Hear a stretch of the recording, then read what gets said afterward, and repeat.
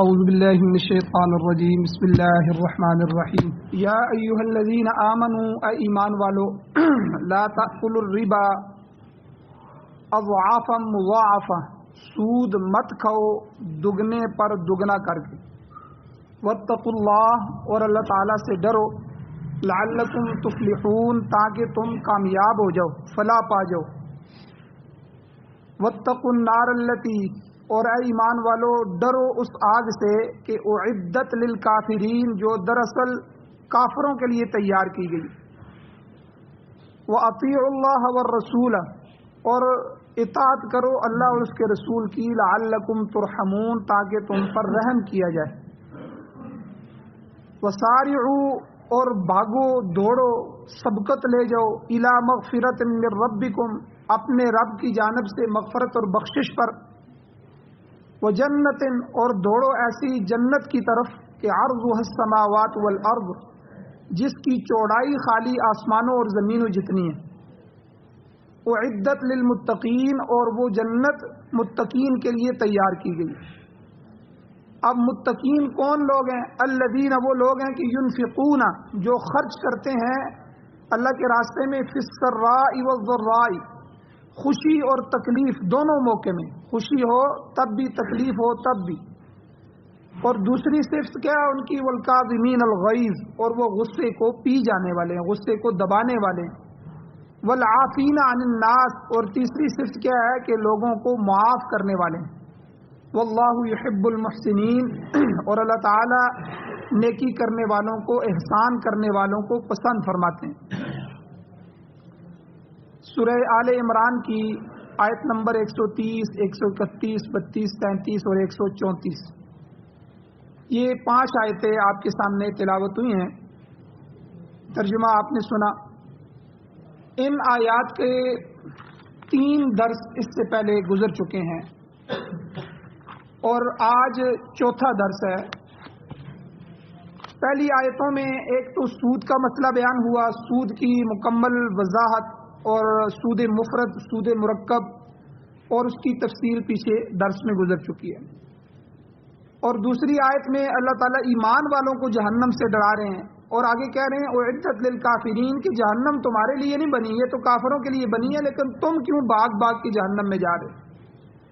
اگر تم بھی کافروں والے عمل کرو گے اور اس جہنم سے دنیا میں اپنے اعمال کے ذریعے اپنے آپ کو نہیں بچاؤ گے تو تم بھی اسی جہنم میں جاؤ. اور تیسری آیت میں اللہ تعالیٰ نے فرمایا وَأَطِيعُوا اللَّهَ وَالرَّسُولَ تمہاری نجات اللہ اور اس کے رسول کی اطاعت میں. بس دنیا میں اگر کامیاب ہونا چاہتے ہو اللہ کی بات سنو یعنی قرآن مجید کو سنو سمجھو والرسول اور اللہ کے نبی کی احادیث اور سنت کو جانچو. اپنا ہر عمل ہر چیز جو ہے اللہ کے حکم اور نبی صلی اللہ علیہ وسلم کے طریقوں پر لے آؤ لعلکم ترحمون تاکہ تم پر رحم کیا جائے. تفصیل پیچھے گزر چکی.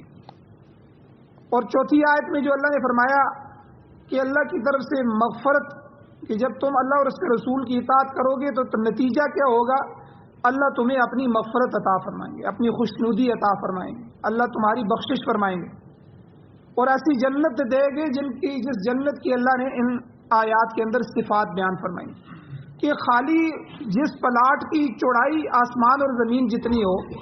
ہم دیکھتے ہیں اپنا پلاٹ لیتے ہیں زمین لیتے ہیں کہتے ہیں کہ اس کی چوڑائی کتنی ہے چوڑائی ضرب لمبائی دیکھتے ہیں کہ بھائی میرے کمرے میری رہائشیں میرے معاملات اس میں ہو جائیں گے کہ نہیں. اللہ کہتے ہیں کہ جب تم اللہ اور اس کے رسول کی اطاعت کرو گے تو پھر تمہاری بخشش بھی ہوگی الی مغفرۃ من ربکم اور اللہ ایسی جنت ایسے پلاٹ تمہیں عطا فرمائیں گے قیامت کے دن کہ عرضها السماوات والارض جس کی چوڑائی آسمان اور زمین جتنی ہو. یہاں زمین سے لے کر آسمان جتنی جس جنت کی چوڑائی ہوگی تو لمبائی کتنی ہوگی اتنی بڑی بڑی جنتیں.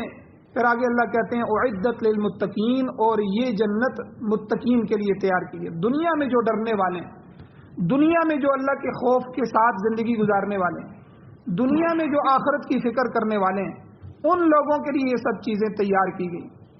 یہاں تک تقریباً 3 درسوں میں تفصیلاً بہت ساری چیزیں ان کے بارے میں گفتگو ہو چکی ہے. آج آخری آیت ہے کہ اللہ تعالیٰ انہی متقین کے لیے کہ جن کے لیے جنت تیار کی گئی ہے ان کی صفات بیان کر رہے ہیں کہ وہ متقین دنیا میں ان کے اندر کیا کیا صفتیں ہوں گی، وہ کیا کیا کام کرتے ہیں۔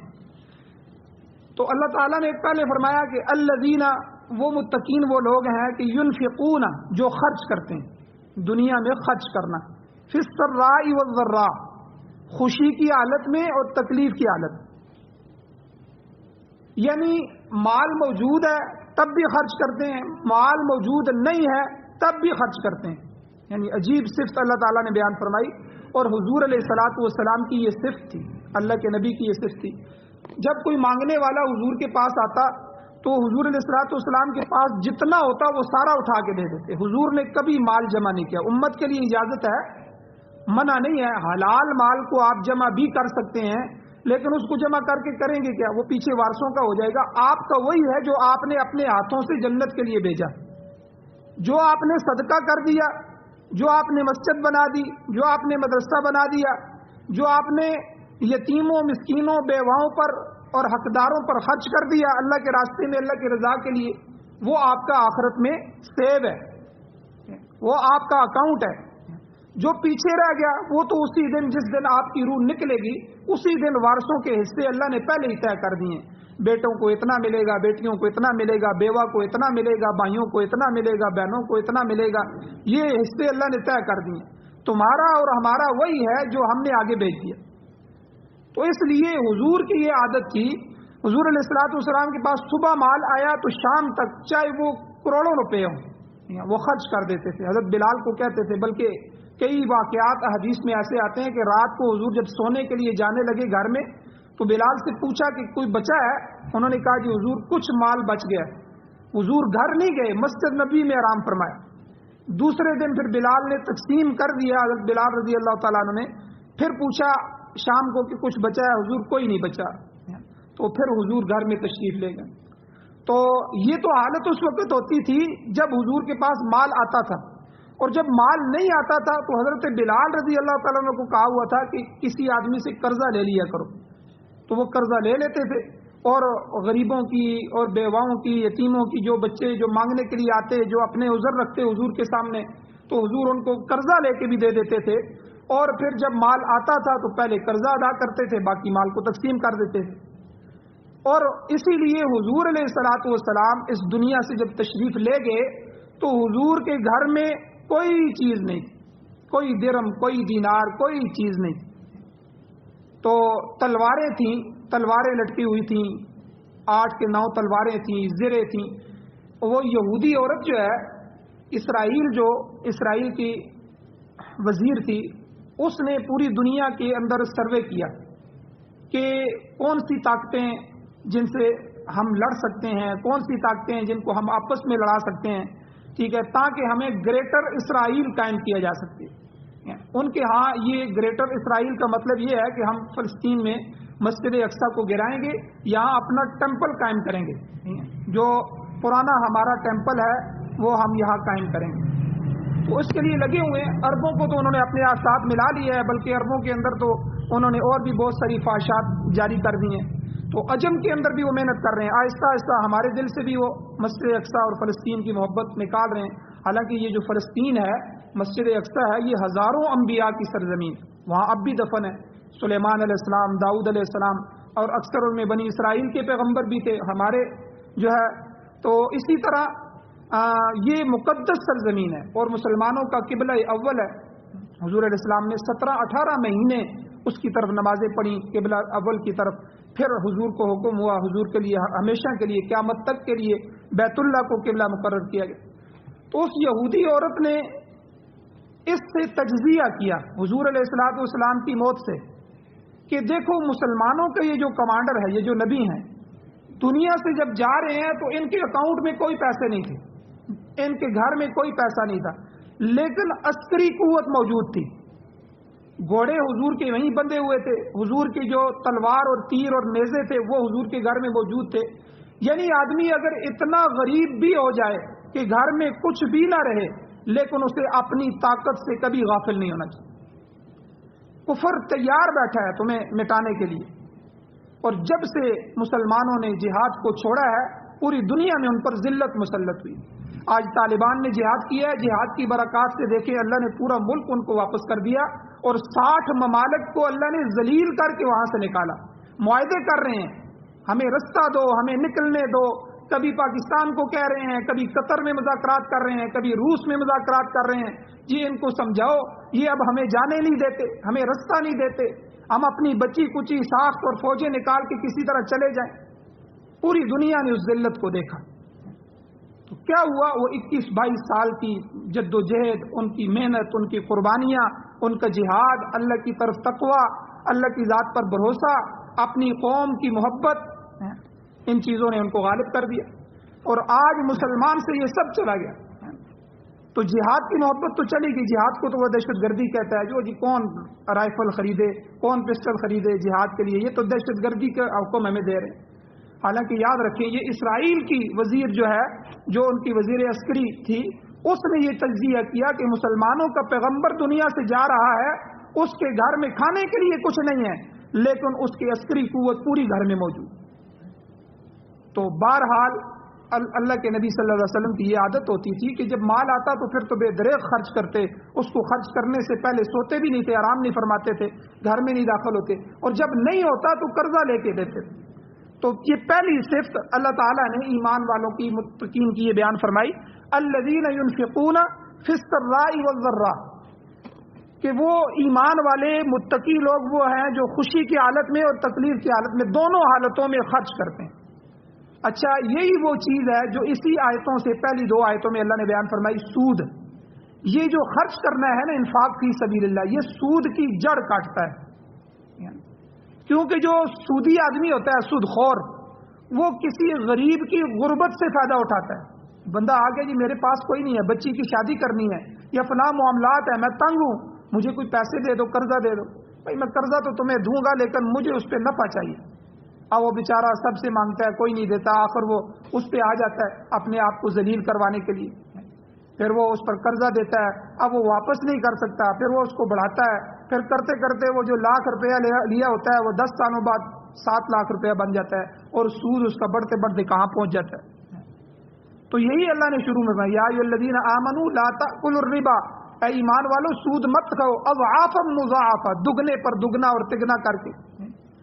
تو یہ سود خور جو ہوتا ہے غریب کی غربت سے فائدہ اٹھاتا ہے، اور اٹھا کر قرضے پر سود در سود وصول کرتا ہے، خون نچوڑ لیتا ہے غریبوں کو۔ اور اس کے مقابلے میں جو دوسری طرف اہل ایمان ہوتے ہیں، وہ ایسے غرباء اور مساکین پر ہمیشہ خرچ کرتے رہتے ہیں، چاہے وہ خود آسائش میں ہوں، آسانی میں ہوں، یا تکلیف میں مبتلا ہوں، ان کی طرف سے انفاق فی سبیل اللہ جاری رہتا ہے، اللہ کے راستے میں خرچ کرنا جاری رہتا ہے۔ بلکہ اللہ تعالیٰ نے قرآن مجید میں حضور علیہ الصلوۃ والسلام کو فرمایا اور ایمان والوں کو فرمایا، سورہ فجر کے اندر 30ویں سپارے میں اللہ فرماتے ہیں، کلا بل لا تکرمون الیتیم، ہرگز نہیں، بلکہ تم یتیموں کی عزت نہیں کرتے۔ اللہ کیا فرما رہے ہیں؟ کلا، ہرگز نہیں، بل لا، بلکہ نہیں کرتے ہو تم، تکرمون، اکرام، ٹھیک ہے، عزت، الیتیم، یتیم کی، کلا بل لا تکرمون الیتیم، تم یتیموں کی، یتیم کی حالت کیا ہوتی ہے؟ آپ یقین کریں، جن کا والد بچپن میں مر جائے، جب وہ چھوٹے چھوٹے ہوں، ان کے گھر جا کے کبھی دیکھو، وہ والدہ جس کی ذمہ داری ہی نہیں تھی والد والی، جب اس ماں پر جو ہے باہر کی ذمہ داری بھی پڑ جاتی ہے کہ باہر سے بچوں کے لیے لائے گی اور پھر پکا کے دے گی۔ اب پہلے ایک ذمہ داری تھی کہ والد لے کے آتا تھا اور یہ پکا کے اور کھلا دیتی تھی، اب دونوں ذمہ داریاں اس بیوہ پر پڑ گئیں، اور وہ یتیم بچے کبھی ایک دروازے کو دیکھتے ہیں، کبھی دوسرے دروازے کو دیکھتے ہیں، کبھی بچوں کے ہاتھوں میں پکڑی ہوئی چیزوں کو دیکھتے ہیں۔ ان کے ارمانوں کو اللہ جل شانہ نے قرآن مجید میں بیان فرمایا۔ اللہ کہتے ہیں تم یتیم کی طرف نہیں دیکھتے ہو، بل لا تکرمون الیتیم، ان کی عزت نہیں کرتے ہو، ان کا خیال نہیں کرتے ہو۔ اور آگے حضور کو فرمایا ایمان والوں کو، ولا تحاضون علی طعام المسکین، مسکین کے کھانا کھلانے پر ابھارتے کیوں نہیں ہو لوگوں کو، لوگوں کو بتاتے کیوں نہیں ہو؟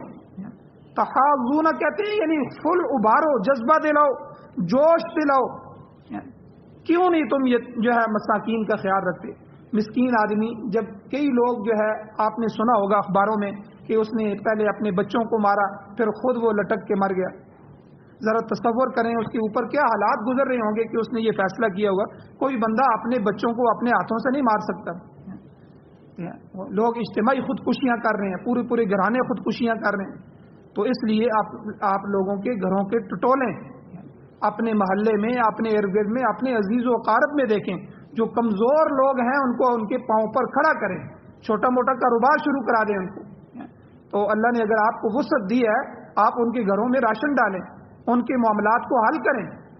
تو یہاں اللہ تعالیٰ نے پہلی صفت ایمان والوں کی بیان فرمائی کہ وہ خوشی میں ہوں یا غمی میں ہوں, اچھی حالت میں ہوں یا بری حالت میں ہوں, اللہ کے راستے میں اللہ کی رضا کے لیے خرچ کرتے ہیں. اور اس میں کسی کی طرف سے کسی کی رضا مطلوب نہ ہو کہ میرا اس کے اوپر احسان آ جائے گا, کوئی نہیں, بس صرف اللہ کی رضا کے لیے, میرا اللہ مجھ سے راضی ہو جائے.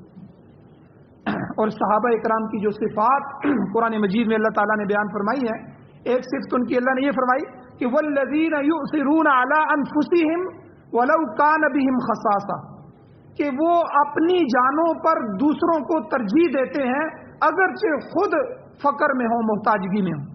یعنی عجیب صفت ہے کہ خود محتاج ہو بندہ, تو بندہ کہتا ہے چلو یار میں اپنی محتاجگی دور کروں, مجھے دوسرے سے کیا ہے, میں خود اس کا مستحق ہوں. کہتے ہیں اللہ نے کیا صحابہ کی صفات بیان فرمائی, خود محتاج ہیں لیکن دوسروں کو ترجیح دے رہے ہیں.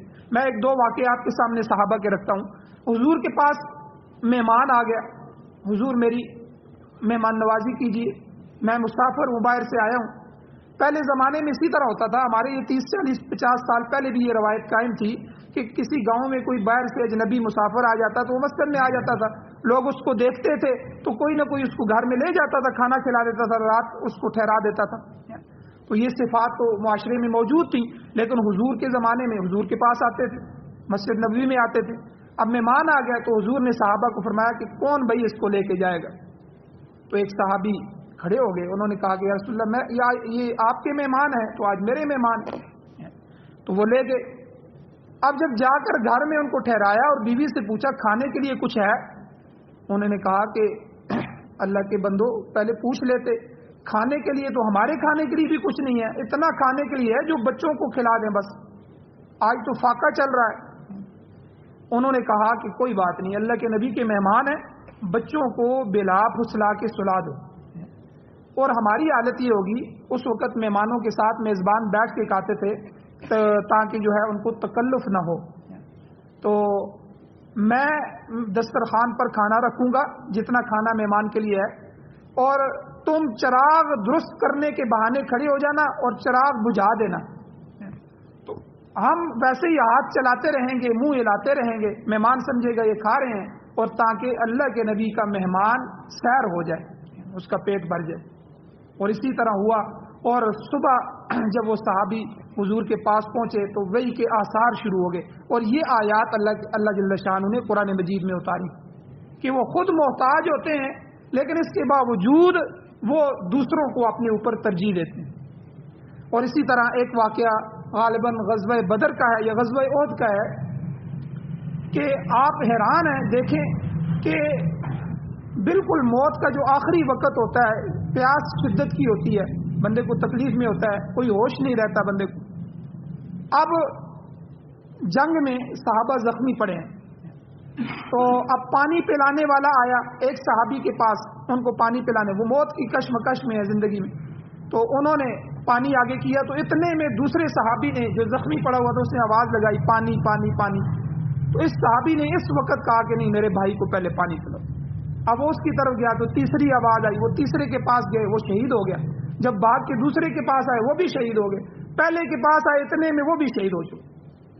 یعنی اس حالت میں بھی اپنے اوپر دوسروں کو ترجیح دینے والے, کتنی بڑی صفت تھی صحابہ کہ میرا بھائی موت کے وقت ہے, چلو میں پانی نہیں پیتا, یہ پی لے, شاید اس کی زندگی بچ جائے, شاید اس سے تھوڑا سا سکون مل جائے. تو یہ وہ صفات ہیں جو اللہ تعالیٰ نے ایمان والوں کی قرآن مجید میں بیان فرمائی. تو اس لیے میرے بھائیو, پہلی صفت الذین ينفقون فی السراء والضراء, وہ خوشی اور غمی میں, راحت میں, ہر حالت میں اللہ کے راستے میں خرچ کرتے ہیں. اور دوسری صفت متقین کی اللہ نے فرمایا والکاظمین الغیظ, وہ غصے کو قابو کرنے والے. بہت بڑی صفت ہے یہ, یاد رکھیں, بہت بڑی صفت ہے. بعض اوقات انسان غصے کی حالت میں دیوانہ ہو جاتا ہے, ٹھیک ٹھاک انسان, اس کو پتہ ہی نہیں چلتا, بعد میں ہوش آتی ہے تو اور وہ بہت کچھ کر بیٹھتا ہے جس میں بعد میں وہ ندامت بھی شرمندگی بھی ہوتی ہے. آپ دیکھیں غصے کی حالت میں جھگڑا شروع کر دیتا ہے، غصے کی حالت میں جس نے کبھی گالی نہیں دی ہوتی وہ گالم گلوچ شروع کر دیتا ہے، اور غصے کی حالت میں قتل تک ہو جاتے ہیں. غصے کی حالت میں طلاق کے تو بہت سے واقعات ہمارے مفتیان کے پاس آئے ہیں. یہ غصہ تھا، بس غصے میں طلاق دے دی، اب کوئی حل نکالے نہ جی. بھائی جب تو نے حل چھوڑا ہی نہیں ہے، 3 کی 3 تجھے اللہ نے اختیار دی ہیں تو 3 کی 3 تو نے دے دی ہیں. غصے میں تو اتنا پاگل ہو گیا تھا، تجھے پتہ ہی نہیں تھا غصے میں بندہ قابو کس طرح کرے. تو جب یہ تیری حالت ہے تو پھر اب ہم کیا اس میں سے مسئلہ نکالیں؟ تو یہ سارا غصے کی وجہ سے. تو اللہ تعالیٰ نے ایمان والوں کی یہ صفت بیان فرمائی ہے کہ اصل مردانگی یہ ہے کہ جو بندہ غصے کی حالت میں اپنے غصے پر قابو پا لے. تو اللہ تعالیٰ نے سورہ شورا کے اندر تو اس کے متضاد ایک چیز بیان فرمائی ہے، گویا کہ وہ اعتراض سمجھ لیں. اس میں اللہ فرماتے ہیں والذین اذا اصابہم البغی هم ینتصرون. ایمان والے وہ ہیں کہ ان کی دیگر صفات کے علاوہ ایک صفت یہ ہے کہ جب ان پر سرکشی کی جاتی ہے تو وہ انتقام لیتے ہیں. اب وہاں تو انتقام کی بات ہو رہی ہے، یہاں غصے پر قابو پانے کی بات ہو رہی ہے. اس کا جواب جو ہے مفسرین نے یہ دیا ہے کہ انتقام لینے والی بات کافروں اور نافرمانوں کے بارے میں. جب وہ کوئی غلط کام کرتے ہیں تو مسلمان بھی انتقام لینے کا حق محفوظ رکھتا ہے، وہ اس سے انتقام لیتا ہے. سورہ مائدہ میں بھی گزر چکا ہے، اللہ تعالیٰ نے ایمان والوں کی صفات بیان کی ہیں عزتاً علی الکافرین، اور کہ مسلمان کافروں کے مقابلے میں سخت ہیں، اور اذلتاً علی المؤمنین، ایمان والوں کے لیے نرم دل ہے. تو یہ نرمی اور سختی اندر ہونی چاہیے. یاد رکھیں یہ غصہ کا مطلب یہ نہیں ہے کہ غصہ آپ کو آنا ہی نہیں چاہیے.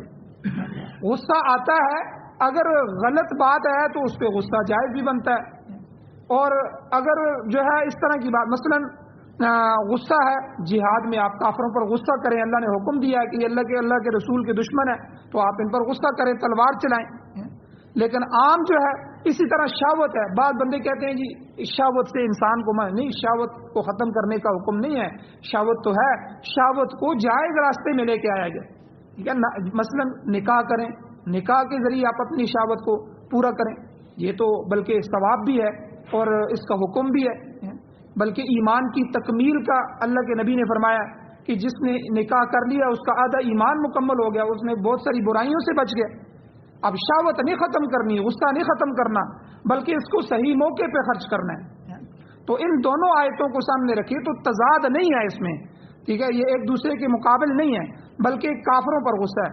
تو مومنوں کے لیے نرم دل ہے. اس لیے حضور کے صحابہ کی صفات بیان فرمایا محمد الرسول اللہ، محمد صلی اللہ علیہ وسلم اللہ کے رسول ہیں، والذین معہ، اور جو اس کے ساتھ ہیں، جو صحابہ اکرام ہیں وہ کیا ہیں؟ اشداء علی الکفار رحماء بینہم، کافروں پر سخت ہیں، آپس میں نرم دل ہیں. تو یہ ایمان والوں کی یہ سختی جو ہے، یہ غصہ یہ کافروں کے لیے. اسی طرح جہاد فی سبیل اللہ ہے، اس میں غصہ ہے. اور اسی طرح جو ہے توہین اگر اللہ کوئی اللہ اور اس کے رسول کی کرے اس میں غصہ ہے، اس میں کوئی معافی نہیں ہے. حدود اللہ جو ہیں، اللہ کی حدیں ہیں، کسی نے قتل کیا تو اس کے بعد اس میں نرمی نہیں ہے، اللہ کی حدوں میں نرمی نہیں ہے، وہ اللہ نے طے کر دی ہیں، اب وہ حدیں نافذ ہو کے رہیں گی. تو یہاں جو ہے یہاں تو سختی جائز ہے، یہاں تو غصہ جائز ہے. لیکن عام حالات میں آپس میں رہ رہا ہے بندہ، محلے دار ہے، عزیز و اقارب ہے، چھوٹی چھوٹی بات پہ اتنے غصے کو بڑھا لیا جائے، میاں بیوی میں غصہ ہو جاتا ہے، ٹھیک ہے، اس کو اتنا بڑھایا جائے کہ وہ طلاق تک نوبت آ جائے، معاملات اتنے بگڑ جائیں. تو اللہ نے کہا کہ غصے کو پی لو. تو یہ ایمان والوں کی صفت. تیسری صفت اللہ تعالیٰ نے فرمایا والعافین عن الناس، کہ وہ لوگوں کو معاف کر دیتے ہیں. اچھا، مفسرین نے یہاں ایک عجیب قصہ لکھا ہے حضرت علی ابن حسین رضی اللہ تعالیٰ عنہ کا. حضرت حسین رضی اللہ تعالیٰ عنہ کے بیٹے تھے، ایک حضرت علی، ایک تو ان کے والد تھے حضرت علی، ایک ان کے بیٹے تھے. تو یہ سید تھے، سادات تھے، حسنی حسینی تھے. تو حضرت علی ابن حسین تو جن کو امام زین العابدین رحمہ اللہ کہتے ہیں، ان کا یہ واقعہ ہے کہ آپ وضو فرما رہے تھے، وضو فرماتے ہوئے جو لونڈی تھی وہ پانی ڈال رہی تھی، ان کی لونڈی تھی پانی ڈال رہی تھی، آپ وضو فرماتے، اتفاق سے جو لوٹا تھا وہ اس کے ہاتھ سے پھسل گیا اور اس کا پانی سارا ان کے اوپر گر گیا. اچھا، آپ کے کپڑے بھیگ گئے، ظاہر بات ہے یہ غصے کی حالت ہوتی ہے، آدمی کو غصہ آ جاتا ہے. اب لونڈی کی غلطی نہیں تھی، تو غلطی اسی کی تھی لیکن جان بوجھ کے نہیں تھی. جب اس نے آپ کو غصے کی حالت میں دیکھا تو وہ سادات کی لونڈی تھی، پڑھی لکھی تھی، تو اس کی زبان سے فوراً یہ لفظ نکلا والکاظمین الغیظ، یعنی اللہ تعالیٰ نے ایمان والوں کی صفات بیان فرمائی ہے کہ وہ غصے کو پی جانے والے، لیکن موقع پہ اس نے یہ آیت پڑھی۔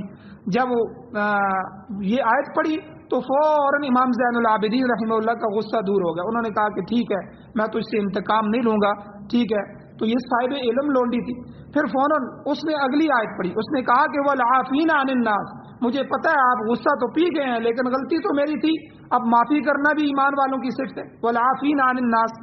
فرمایا ٹھیک ہے میں تجھے معاف بھی کر سکتا ہوں، جو کوئی جو ہے تجھ سے پوچھ نہیں ہے، دنیا میں بھی نہیں آخرت میں بھی نہیں۔ اچھا اس نے پھر اگلا حصہ آیت کا فوراً پڑھ لیا، اس نے کہا کہ واللہ یحب المحسنین، اللہ تعالیٰ اعلیٰ درجے کی نیکی کرنے والوں سے محبت فرماتا ہے۔ تو آپ نے فرمایا اچھا جا تو آزاد ہے تو تجھے میں آزاد کرتا ہوں، تیرے ساتھ نیکی تو یہی ہے کہ تو میری غلام ہے، لونڈی ہے، تو میں تجھے آزاد کرتا ہوں۔ تو یعنی اس ایک آیت کی وجہ سے وہ لونڈی اپنے ان کے غصے کو بھی ختم کر دیا، ان سے اپنے آپ کو معاف بھی کروا لیا اور اپنے آپ کو آزاد بھی کروا لیا۔ تو اس لیے یہ ایمان والوں کی صفت ہیں تو جو اللہ تعالیٰ نے قرآن مجید میں مختلف صفات کے ساتھ بیان فرمائی ہیں۔ تو میرے بھائیو یہ قرآن کا مقصد یہی ہوتا ہے کہ یہ جو صحابہ کی صفات تھی، یہ جو قرآن ہمیں اس معاشرے کو بنانا چاہتا ہے، اللہ کرے ہمارا معاشرہ اسی طرح بن جائے۔ تو آمین، الحمدللہ رب العالمین، والعاقبۃ للمتقین، والصلاۃ والسلام علی رسولہ النبی الامی الکریم۔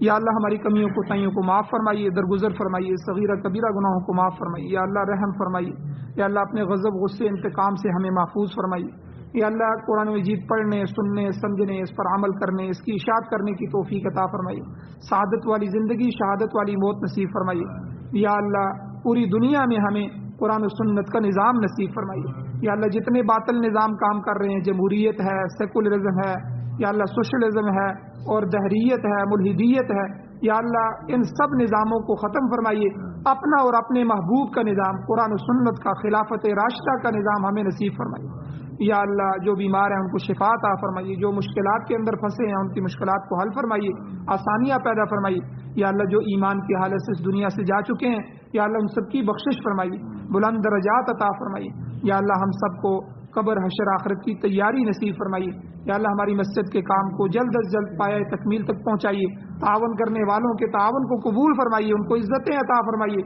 دنیا و آخرت کے اللہ عزتیں عطا فرمائیے، ان کی اولادوں میں تجارتوں میں یا اللہ ہر چیزوں میں برکتیں عطا فرمائیے۔ صلی اللہ تعالی علی خیر خلقہ محمد و آلہ و اصحابہ اجمعین برحمتک یا ارحم